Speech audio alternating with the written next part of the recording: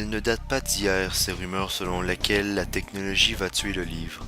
En vérité, les premiers agresseurs dignes de ce nom auraient été le cinéma. La télévision a ensuite pris le relais, suivi de Pac-Man, du cinéparc, de l'ordinateur personnel, du web, de la Wii et de l'iPad. Cette longue lignée de divertissements devait, à un moment ou un autre, entraîner la disparition du livre.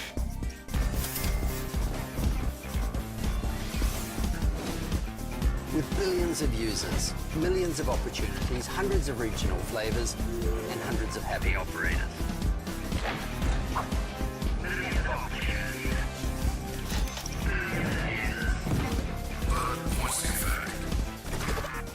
IPTV gives you the freedom to watch content when you want it, on demand. Nice.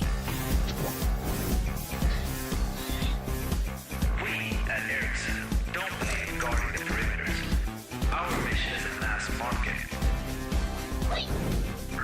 With the ability to control your campaign from beginning to end.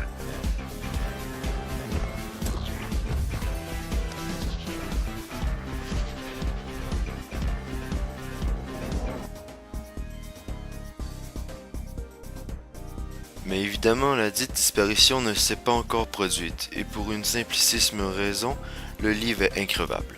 Les livres s'accrochent à nous telle une grippe. Notre civilisation n'a jamais produit tant de livres, et que si ce n'était de l'épineuse tâche qui consiste à les vendre, nous en produirions encore davantage. D'ailleurs, on aura compris ceci. C'est non pas le livre qui menace les nouvelles technologies, mais la lecture. D'un point de vue technique, cela revient au même. Sans lecteur, un livre n'est jamais qu'un cadre de porte. D'un point de vue philosophique, en revanche, il s'agit d'un tout autre problème, et d'une toute autre chronique. Quoi qu'il en soit, on entend récemment parler d'un nouveau péril. L'Internet ne menacerait plus simplement le lecteur, mais l'écrivain lui-même. C'est connu. Si Internet permet de se documenter vite fait et de récupérer ces précieuses journées que l'on gaspillait autrefois à flirter avec les bibliothécaires, cela ne va pas sans quelques détours par Facebook ou Twitter, selon votre religion, d'occasionnels interludes YouTube, c'est inévitable, ou tout bonnement un bon vieux déficit d'attention googliforme. Il faut reconnaître, en matière de distraction, le dictionnaire est pas mal plus inoffensif comparativement à la toute-puissance de Wikipédia. Bref, les écrivains arrivent au même constat que le monde. La fréquentation excessive d'Internet ramollit la productivité et raréfie l'écriture. Et puisque la tradition veut que les écrivains cherchent très fort à se distinguer des autres travailleurs, certains s'estiment plus affectés par le web que la moyenne de la population.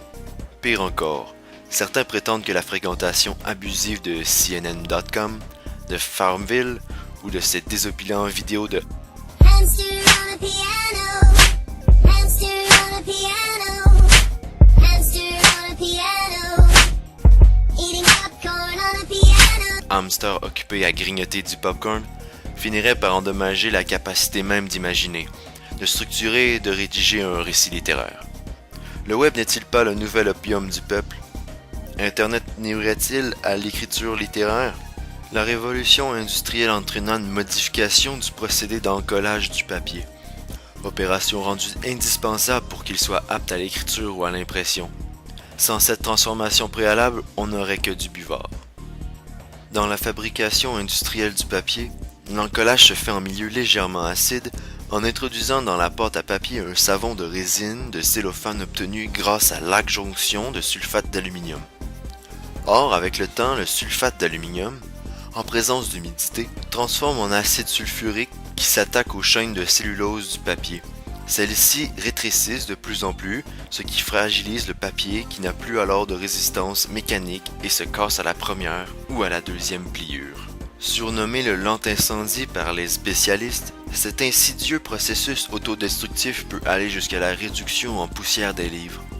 Selon une étude réalisée en 1990 à la Bibliothèque nationale de France, a permis d'évaluer que, sur 2,6 millions de livres et périodiques français publiés en 1875 et 1960, 90 000 documents sont irrémédiablement perdus, 900 000 en danger immédiat, c'est-à-dire fragiles et incommunicables, et 700 000 en danger à moyen terme, donc fragilisés et communicables avec restriction. Au total, près de 65% du patrimoine écrit se trouve menacé de disparition.